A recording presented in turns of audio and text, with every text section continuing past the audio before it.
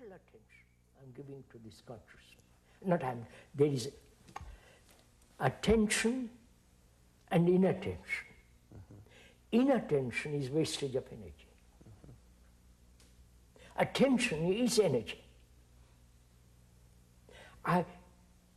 When there is observation that consciousness is messy, This is one of a series of dialogues between J. Krishnamurti, David Bohm, Rupert Sheldrake, and John Hidley. The purpose of these discussions is to explore essential questions about the mind. What is psychological disorder, and what is required for fundamental psychological change? J. Krishnamurti is a religious philosopher, author, and educator who has written and given lectures on these subjects for many years. He has founded elementary and secondary schools in the United States, England, and India. David Bohm is professor of theoretical physics at Birkbeck College, London University in England. He has written numerous books concerning theoretical physics and the nature of consciousness. Professor Bohm and Mr. Krishnamurti have held previous dialogues on many subjects. Rupert Sheldrake is a biologist whose recently published book proposes that learning in some members of a species affects the species as a whole. Dr. Sheldrake is presently consulting plant physiologist to the International Crops Research Institute in Hyderabad, India. John Hidley is a psychiatrist in private practice who has been associated with the Krishnamurti School in Ojai, California for the past 6 years. In the first two dialogues, consideration has been given to the process of self-identification. A range of subjects has been related to this process, including the problem of suffering, the role of thinking and memory, images, and the uniqueness or commonality of consciousness. Can these processes be observed, and what is the relationship of observation to order, responsibility, and change? Today's discussion focuses on the question, is there such a thing as absolute psychological security? We'd like to talk about the question of whether there is a deep security, whether the self can be dissolved. You've suggested that if that's possible, then the problems that the individual brings to the office, the problems... So why do we seek security, apart from physical, apart from terrestrial security? Why do we want security? Well, we know moments of peace and happiness, and we want to stabilize that and hold that. Is that, then that becomes a memory. It's Yes. not actual security. A memory that one day you are happy, and I wish one would go back to it, or you project an idea and a hope someday to achieve it. Yes. But why is it that human beings, probably throughout the world, seek security? What is the raison d'être? I mean, what is the demand for security? What makes people ask for security, psychologically? Well, they're occupied, they're filled with their problems. There's the feeling that if I can solve the problem, if I can find out what the right answer is, if the... That's not security, surely. There is great uncertainty, great sense of emptiness in oneself, loneliness. Really, loneliness is, let's take that for example. Okay. I may be married, I may have children and all the rest of it, but I still feel isolated, lonely. And it's frightening, depressing, and I realize it is isolating. It is, after all, loneliness, the essence of isolation, in which I have no relationship with anybody. Is that one of the reasons why human beings seek this desire for security? Yes, to fill that up. Or much deeper than that? to be secure in my fulfillment, to be secure in my, to be free of fear, free of my agony. I want to be free of all that so that I can be completely secure in peace and happiness. Is that what we want? Yes. Is that the reason why we seek? And we want that to be stable over time. Stable and permanent, if there is anything permanent. Is that the reason why we crave this demand, crave for security? Yes.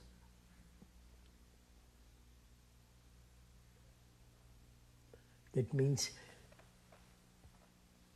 to be free from fear, and then I'm totally secure.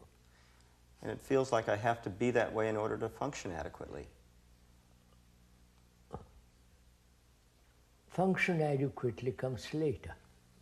What do you mean? If I'm secure, I'll function. Yeah.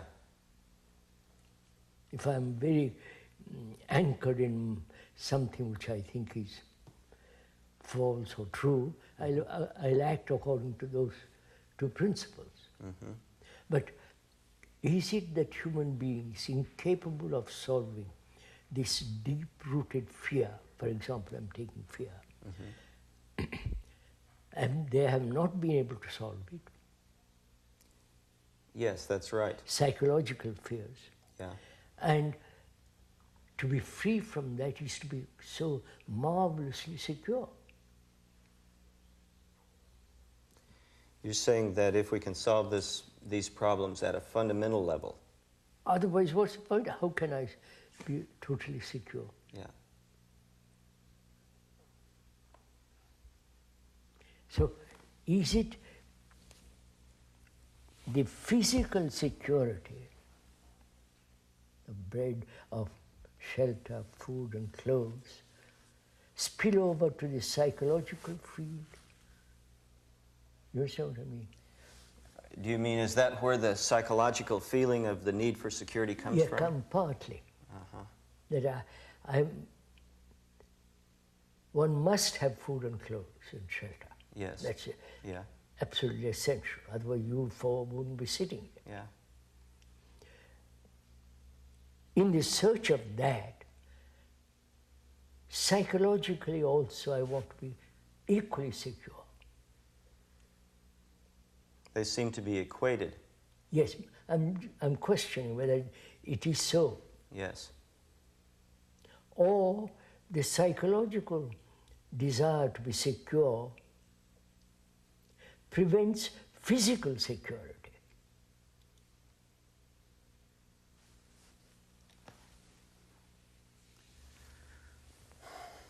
It seems like the psychological desire to be secure arises out of the necessity to function in reality. I want to be psychologically secure. Yes. So I'm attached to a group, a community, a nation. Yes. Which then prevents me from being secure. Security means long-lasting security. But if I identify myself in my search for psychological security and attach myself to a nation, that very isolation is going to destroy me.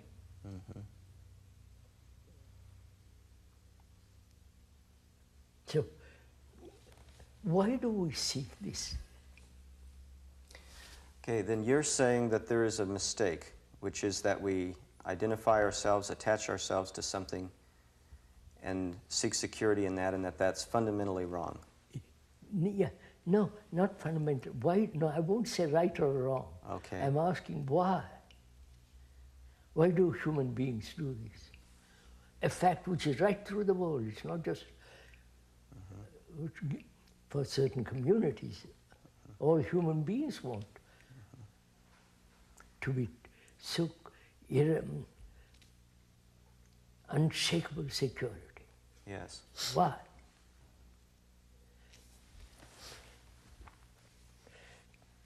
Well, I think that people have some answers. You see, if you say there's a young child or the baby, now he feels the need to be loved and by his parents, and it seems that at a certain stage the infant has the need for a kind of psychological security, which he should grow out of perhaps, but since he isn't properly taken care of by his parents very often, he begins to feel lost, as you say, alone, isolated, and there arises the demand that he become inwardly secure. Baby must be secure.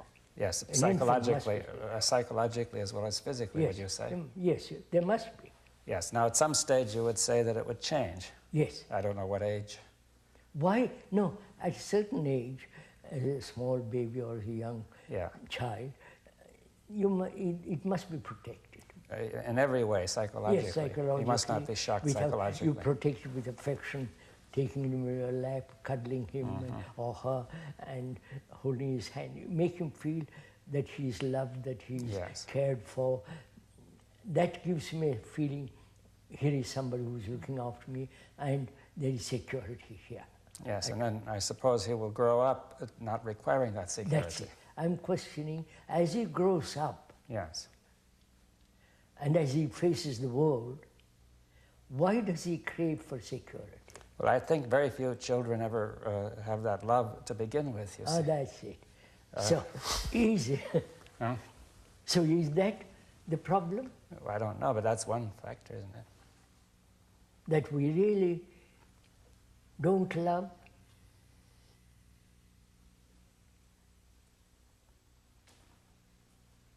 And if one loves, there is no need for security.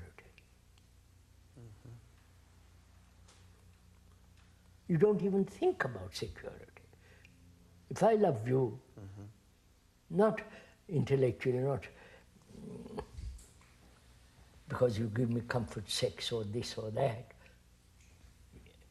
If I really have this deep sense of love for another, what's the need for security? It's my responsibility to see that you are secure. But you don't demand it. Yes. But human beings do. And does that mean we don't love another? Yes, it means that what we love is the... Come, I love you because you give me something. Yeah. You make me feel like I'm going to get that security which I crave. Yes. Yeah. So, you know, we're skirting around this. Why? Why do I want security so that I feel completely contained? Without fear, without anxiety, without agony, and so on. Is fear the root of all this? Well, we seem to have mentioned already several things that are the root of it. As the baby grows up and isn't loved, he feels the need for that. He remembers that. He tries to return to that or get that as an adult. He's afraid because he's not protected. And as an adult, he tries to get that protection. Also, is it unconsciously, we know that self, the me, the ego, is really totally unstable. You're saying that in its nature, it's totally unstable? In its nature, unstable. And therefore, there is this anxiety for security outside or inside. Why do you say it's totally unstable? Isn't it? Isn't our consciousness unstable? It seems to have two sides to it. One side says that if I could just get such and such, I would be stable. Yeah, and there's a contradiction to that. I may not be. I may not be. Yeah, of course. I'm not yet, but I will be. Will be. Yeah. No, much more fundamentally is not this the self itself in a state of movement, uncertainty, attached, fear in attachment, all that. That's a state of lack of stability.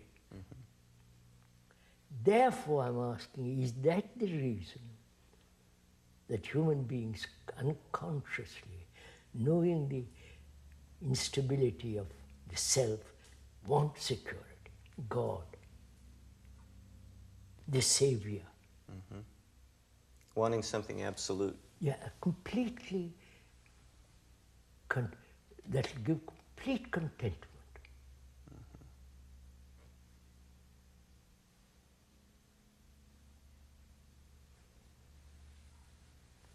Because our consciousness is its content.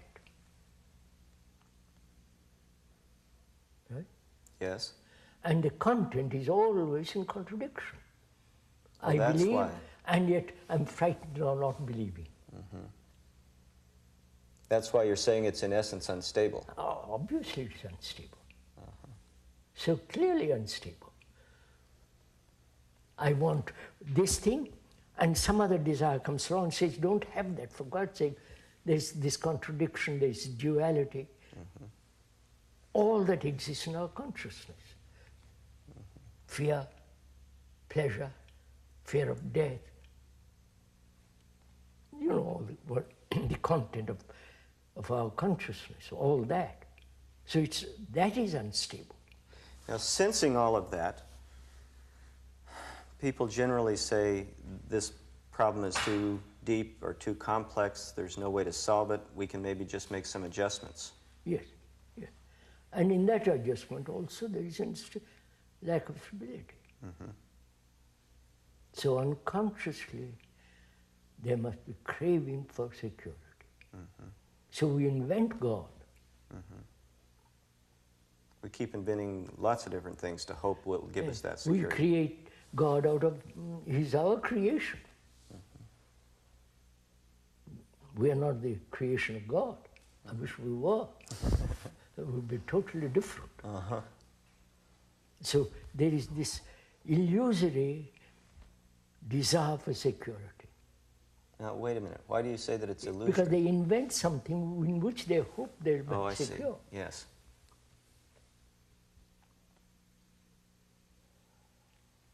So, if the content of our consciousness can be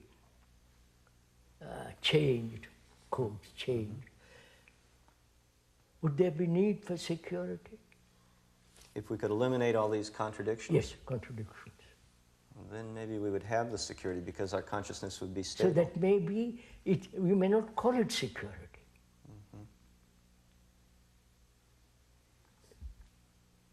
To be secure, which is a really disgusting desire. Sorry. To be secure in what? About what? Personally, I never thought about security. You might say, well, you are looked after, you're cared for by others and all the rest of it. Therefore, there is no need for you to think about security. But I don't want security. I need food, clothes, and shit. That's understood. Somebody to. But we're talking about psychological security. Yeah, I'm talking a much deeper issue. And you're saying that occurs because the contents of consciousness are no longer contradictory. Is there it may not be what we know as consciousness. It may be something totally different. All that we know is fear, reward and pleasure, and the death, and constant conflict in relationship. I love you, but within limits. Within limits. I don't know if that's called love. So there is the content of consciousness is all that, which is me. My consciousness is me. in this complex, contradictory, dualistic existence, that very fact creates the demand for security. Yes. So can we eliminate the self? Well, have we gotten to the self? It seems like there's somebody in here, who's going to juggle all these things and get rid of the contradictions. But that means you are different from this, from consciousness. Right. But you are that. You are pleasure, you are fear, you are all belief, all that you are.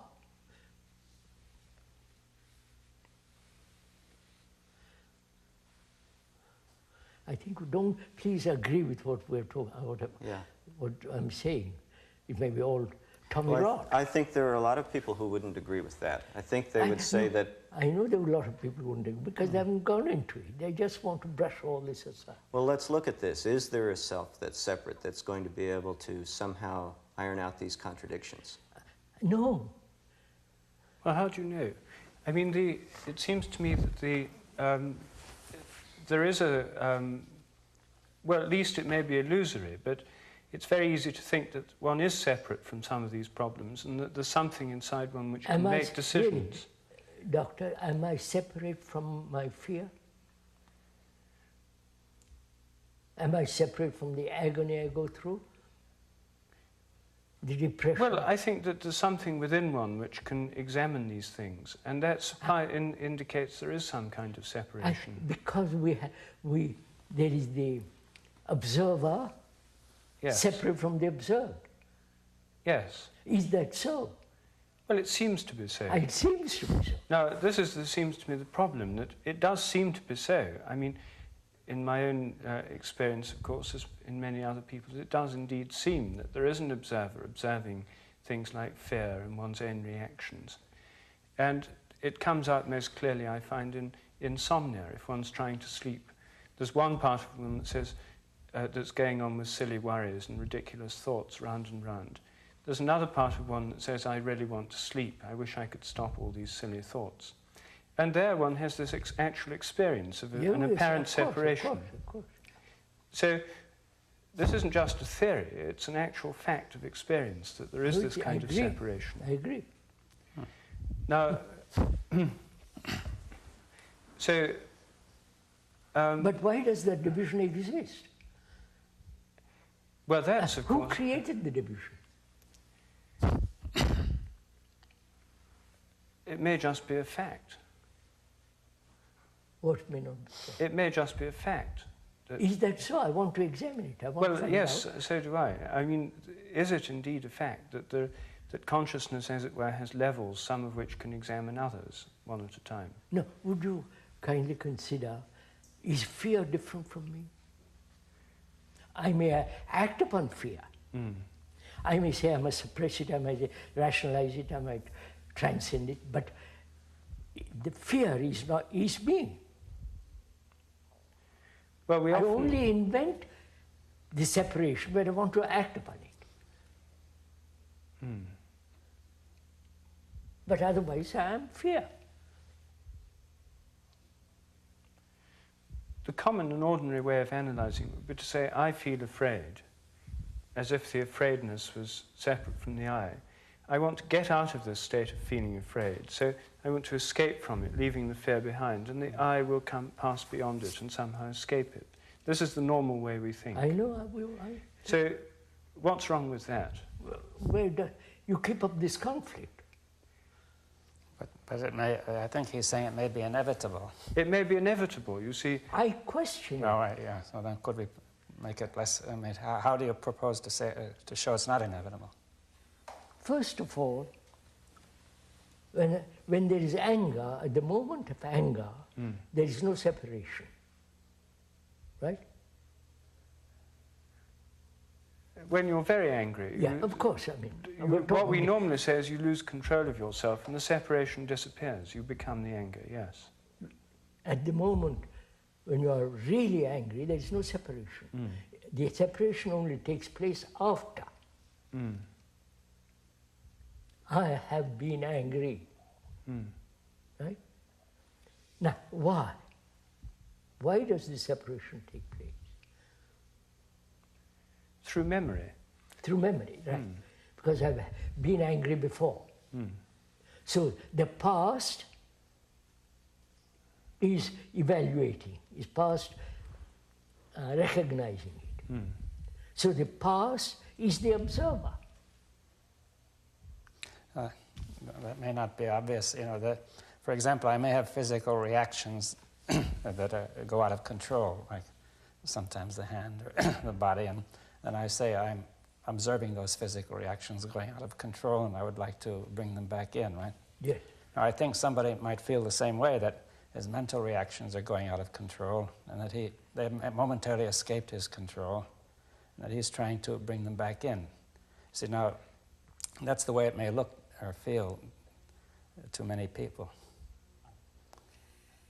And So what? well, then it is not clear. Have we made it clear that that is not the case? You see. I'm trying to point out. I don't know if I make myself clear. And when one is frightened, actually, there is no me separate from fear. But then there's some... When there is a time interval, there is the division.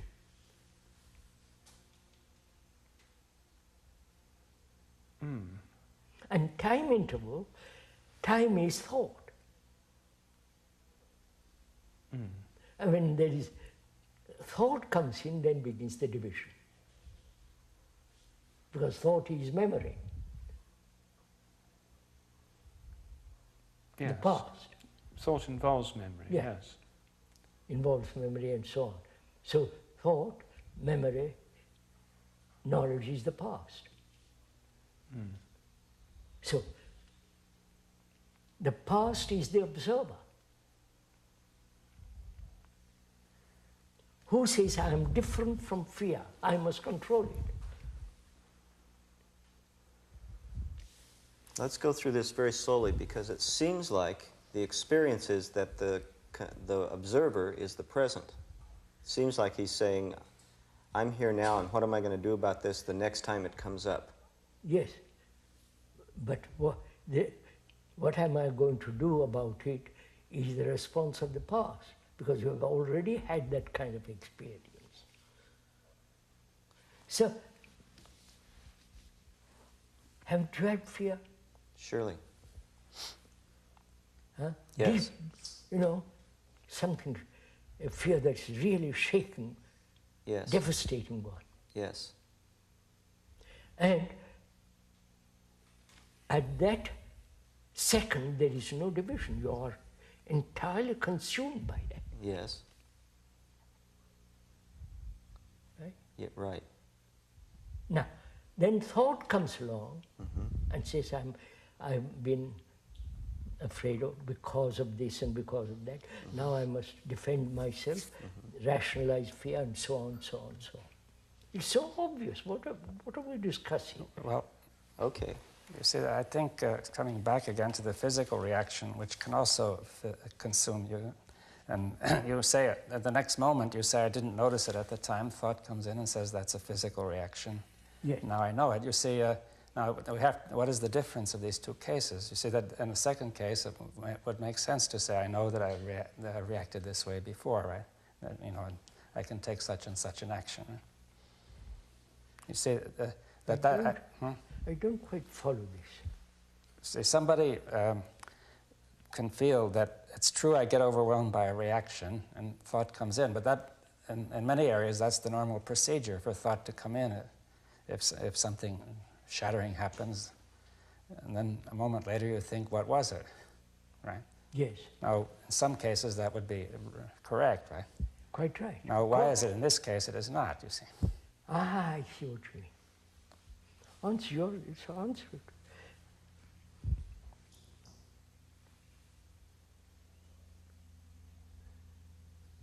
You see, when you made a rattle on a walk, Yeah. which I've done very often. You meet a rattler. He rattles and you jump. That is physical, self-protective, intelligent response.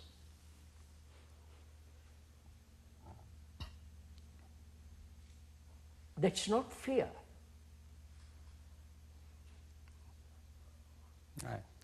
Well, not psychological fear.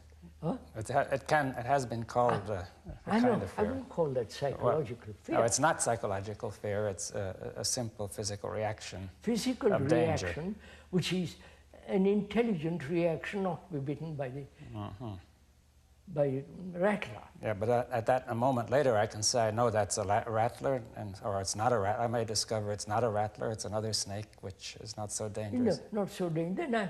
Then I pass it by. But then thought comes in, and it's perfectly all right.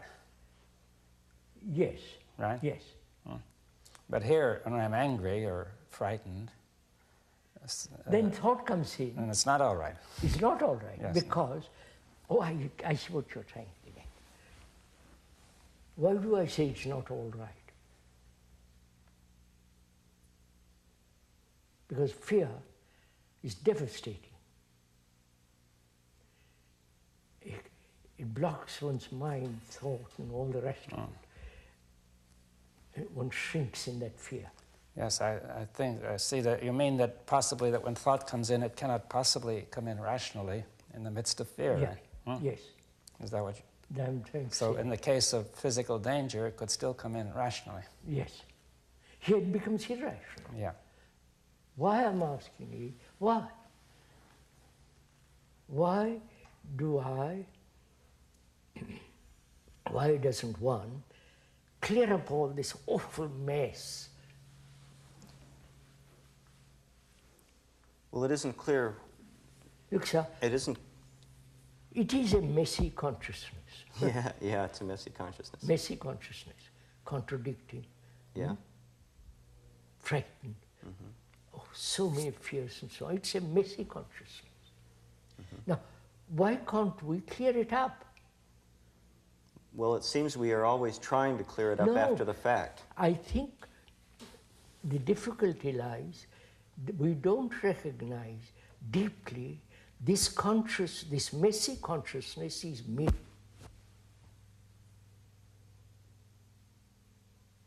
And if it is me, I can't do anything. I don't know if you get the point. You mean we think that there's a me separate from this messy consciousness? We think we are separate. And therefore we are accustomed, it's our conditioning, to act upon it. But I can't very well do that with all this messy consciousness, which is me. So how am I? No, the problem then arises, what is action?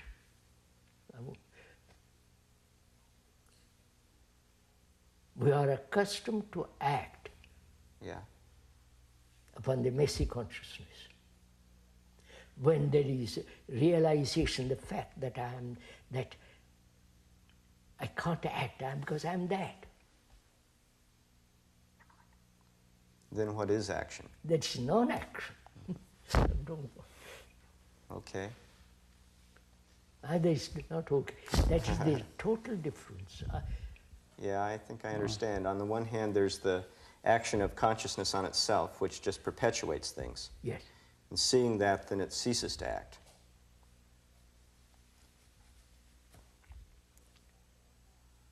It's not non-violent. Sorry.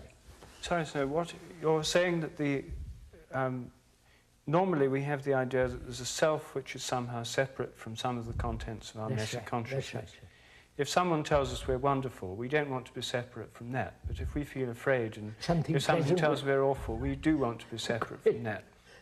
So it's rather selective. But nevertheless, we do feel there's something in us which is separate from the contents of this messy consciousness. We normally act in such a way as to change either the contents of the consciousness or our relation to them or our relation to the world and so on. But we don't normally examine this apparent separation between self, the me, and the contents of the messy consciousness. That's something we don't challenge. Now you're suggesting that, in fact, the separation which we can actually experience, and most of us do experience, is in fact something we ought to challenge and look at. And we ought to face the idea that we actually are the messy consciousness and nothing other. Obvious.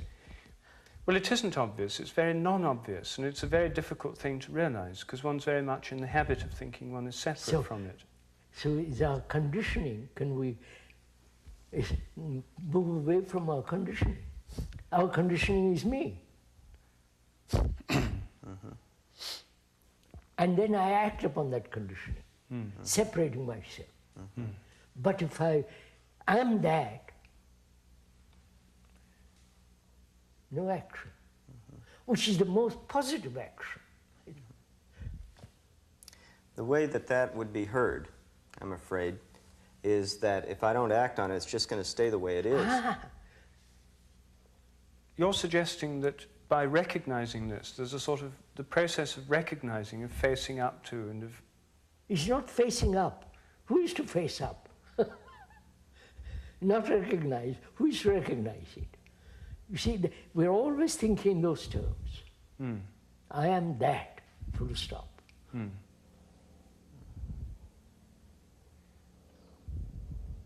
We never come to that realization. Totally. There is some part of me which is clear. And that clarity is going to act upon that which is not clear. That's always this goes on. Yes. Yeah. I'm saying the whole content of one's consciousness is unclear, messy. There's no part of it that's clear. We think there is a part, which is the observer separating himself from the mess. So the observer is the observed. Good old story. Right. Well, you're raising the question of action, or if that is the case, how is action to take place? I say, no. When there's perception of that which is true, that very truth is sufficient, is finished. Yeah. You've said also, for example, that mess itself realizes its own messiness. Messiness, it's finished. But so, are you suggesting that the realization of the messiness itself in some way dissolves the messiness? Yes. Not separative realization that I am messy. The fact is consciousness is messy, full stop. And I can't act upon it. Because previously, acting upon it was a wastage of energy. Because I never solved it. I've struggled, I've taken vows, I've done all kinds of things to resolve this messy stuff. And it has never been cleared. Maybe partially, occasionally. Well, I think that's another aspect of this. In therapy or in our own lives, we seem to have insights that are partial, that we clear up a particular problem and gain some clarity and order for a time. And then the thing returns in some other form or in the same form. You're suggesting that the thing needs to be done across the board in some way. Before the observer acted upon it, upon the messy consciousness. Right? Yeah. Saying, I'll clear this up, give me time, all the rest of it. And that's a wastage of energy. Right. When the fact that you are that, you're not wasting energy. which is attention. I don't know if you want to go into this. Oh no, this is very interesting. Please do. Would we agree that acting upon it is a wastage of energy? Yes. Just creates more disorder. No, it creates most disorder, and there is this constant conflict between me and the not me. The me who is the observer, and I battle with it. Right. Control it, suppress it, anxious, worry, but which is all essentially wastage of energy. Whereas I am, this messy consciousness is me. I have come to realize that through attention. Not I have come to realize, sorry. Would you say that the consciousness itself has come to realize it? Yes. I mean, That's without me, right? Yes. Which is total attention I'm giving to this consciousness. There is attention and inattention. Inattention is wastage of energy. Attention is energy. When there is observation that consciousness is messy, that fact can only exist when there is total attention. And when there is total attention, it doesn't exist anymore, confusion.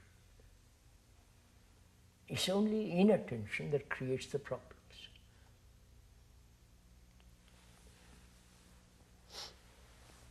Refute it. But sir, I don't understand entirely what this total attention that you're talking about would only be able to have this effect if it somehow was something completely in the present and devoid of memory. Of course, attention is that. If you now, just if I attend to what you have said just now, devoid of memory, which is attention, I listen to you not only with the sensual ear, but with the other ear,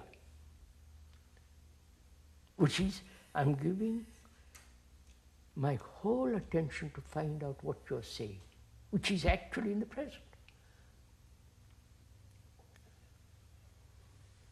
Attention, inattention, there is no center.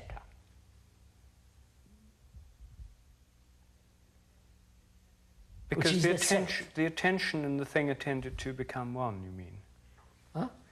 You mean there's no center in the attention because the attention is all there is. The thing attended to and the attention is all there is.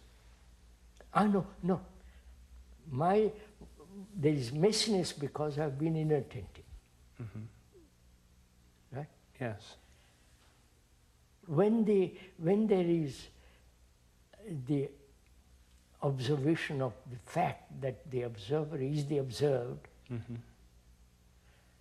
and that state of observation in which there is no observer as the past, that is attention.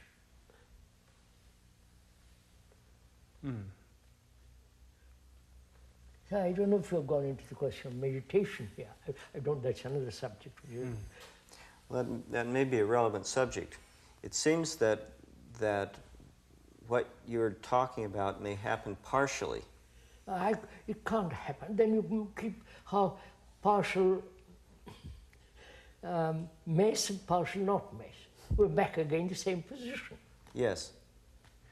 But do you think this kind of attention you're talking about is the sort of thing that many people experience occasionally in moments of great beauty, or occasionally a piece of music they're really enjoying, lose themselves and so on?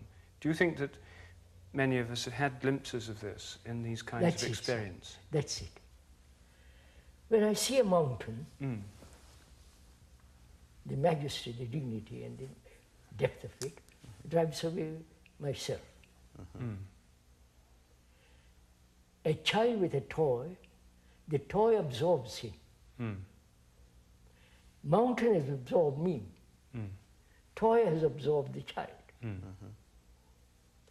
I said, that means something, there is something outside which will absorb me,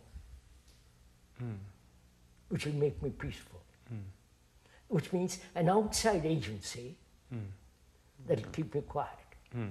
God, prayer, looking up to something or other. If I reject an outside agency completely, nothing can absorb me. Then they say, well, if you absorb me, when you are gone, I'm back to myself. Yes. So I discard any sense of external agency which will absorb me. So I'm left with myself. That's my point. I see. So you're suggesting that when this happens partially, it's because we're depending on something. Yes, of course. I see. It's like my depending on my wife. Or my therapist, or my problem. Something or other. Yeah. Like a Hindu, Catholic, or anybody, they depend on something. Therefore, dependence demands attachment. Now, it's possible to listen to you say this and have the idea of what you're talking about and try and do that. You can't do it. That means you're acting again. You want something out of it. In exchange, I give you this, give me that. That's just a trade. Here it's not like that. You are inquiring into something which demands a great deal of thought, great deal of intelligence and attention that says, look, why is there this division, this mess in the world? Because our consciousness is messy, and so the world is messy.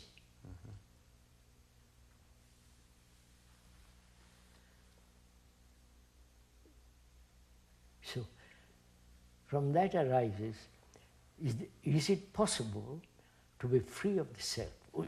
Consciousness, the messy consciousness is the self.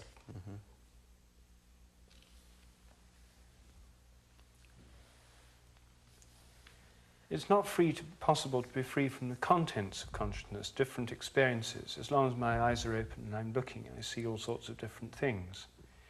Now, what you were saying about the attention when one's looking at a mountain, for example, are you suggesting that if I have that same kind of attention to everything I experience, that then this is the You see, again, you experience. Yes, but all right, but you are the experience. Yes. Right? That means there is no experience.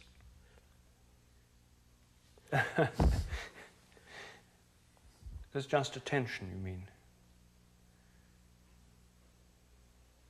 Experience involves remembrance, time, and which is the past. Therefore, the experiencer is the experienced. If I seek illumination, enlightenment, or whatever you might like to call it, I'm then trying to do all kinds of things to achieve that. But I don't know what illumination is. I don't know. Not because you said it, or Buddha said it, or somebody else said it. I don't know. But I'm going to find out. Which means the mind must be totally free from prejudice, from fear, all the rest of that messy business. So my concern is not illumination, but whether the content of my consciousness can be cleansed, whatever word you use. That's my concern. Not concern, that's my inquiry.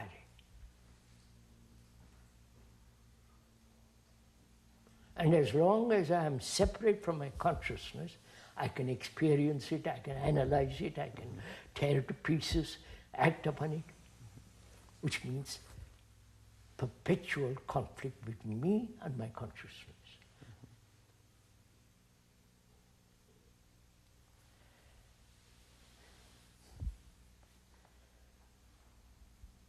I wonder why we accept all this. Why do I accept that I'm a Hindu? Why do I accept that I'm a Catholic? You follow? Yes. Why do we accept what other people say?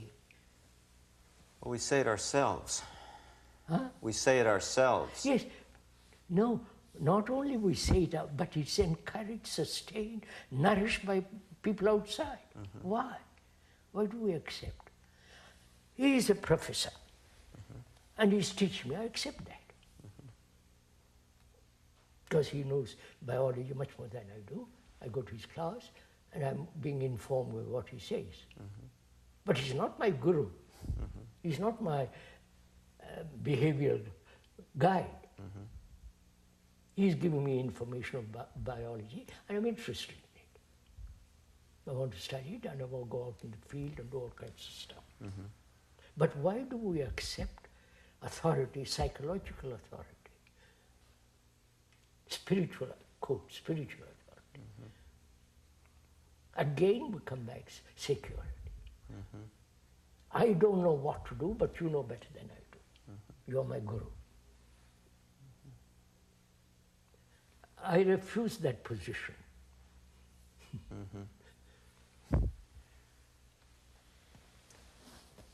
But don't we arrive at the same set of problems if we start not from authority, but from responsibility? That, say I'm a father, I have this child, we've agreed some time ago. Instructed that, of course. You have to look after this baby. Of course. Fine. But now, in order to feed the baby, you become preoccupied with security. Job, tenure, house, protecting the house against marauders and so on. Of course. Don't you get into the same lot of things about the preoccupation with security, starting not from authority, but from responsibility for others, for children, for example? Of course. So then what is the answer to that? It's easy to say you should reject responsibility. Of course, if I have money, if I earn money, job, and so on, I have to look after myself. If I have servants, I have to look after servants, my children, perhaps their children too. I'm responsible for all that. Yes. Physically, I'm responsible. To give them food, to give them right amount of money, allow their children go to proper school, like my children. I'm responsible for all that. But isn't that going to bring you back to the same position of insecurity and so on that you were trying to dissolve by this rejection of authority? I don't see why I need spiritual or psychological authority. Because if I know how to read myself, I don't need anybody to tell me. But we have never attempted deeply to read the book of myself. I come to you and say, please help me to read. And then the whole thing is lost. But I think what Rupert is asking is that if we start by assuming responsibility for other people, that entails what? My earning capacity. Which must be secure. Yes, secure as much as possible. Not in countries where there's tremendous unemployment. So you're saying that doesn't entail any psychological insecurity? No, of course not. But when I say he's my servant, I'm going to keep him in that place. You follow? No. Tell me more. I treat him as a servant. Yeah. Which becomes irresponsible. I don't know, naturally. But if it's a servant, he can come and go. But if it's a child, he can come and go. He's part of my family. Yeah. I think the question is something like this, that suppose you are responsible for a family and the conditions are difficult, you may not have a job and you may start to worry about it and become insecure psychologically. Yes. Right? I don't worry about it. I have no more money. So my friend, I have no more money. If you want to share the little food I have, we'll share it. Right. That you're saying that even if you are unemployed and you're responsible for a family, it will not disturb the order of the mind, right? Of course not. You will find an intelligent way to solve it. Deal with it. Yeah. But this kind of worry as a result of responsibility is I relative. don't call it worry. I am responsible, Yes. and therefore I look after her as much as I can. And if I'm you not, can't? I say sorry. If you can't, I can't. Why should I worry and bother? I can't. It's a fact. You're saying that it's possible to be completely free of worry, for example, in the face of great difficulties. Yes. There is no, you see, that's what I'm saying. Where there is attention, there is no need to, there is no worry, because there is no center from which you are attending. but there are still problems, and there may still be responsibilities that one's... Of course it has problems, so I resolve them. But if you can't resolve them, Then if I your give it family up. is starving... I can't. Why should I worry about it? I can't be a Queen of England. No. No, so why should I worry? But if you're a poor Indian, unemployed, your family is starving, there's nothing you can... You've tried everything, you've failed. You don't worry. Actually, surprisingly enough, a lot of poor Indians in just that situation don't worry. That's the most amazing thing about India. But then, of course, people coming along looking from outside say, well, this is fatalism. Yes, that's right. And it's often regarded as the disease of India, the very fact that so many people manage not to worry in those circumstances, to the degree that we would I'd like expect. to ask a question. You've listened to all this. Messy consciousness. Does one realize it and empty the content? Fear, you know the whole business. Yeah. Does it interest you? Yes. Totally? Yes. That means what? It means you just listen. No, it means a conversation, dialogue between us, penetrating deeper and deeper and deeper. Which means you must be free to examine. Free from your prejudice, from your previous experience. Of course, otherwise you can't examine. You can't investigate. Investigare means explore, you know, push it further and further.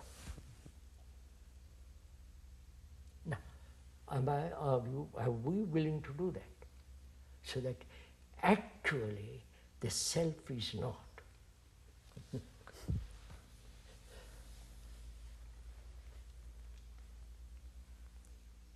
But when the self is not, it doesn't mean you neglect your wife, your children, your follow? That becomes so silly. It's like becoming a sannyasi and going off into the mountains.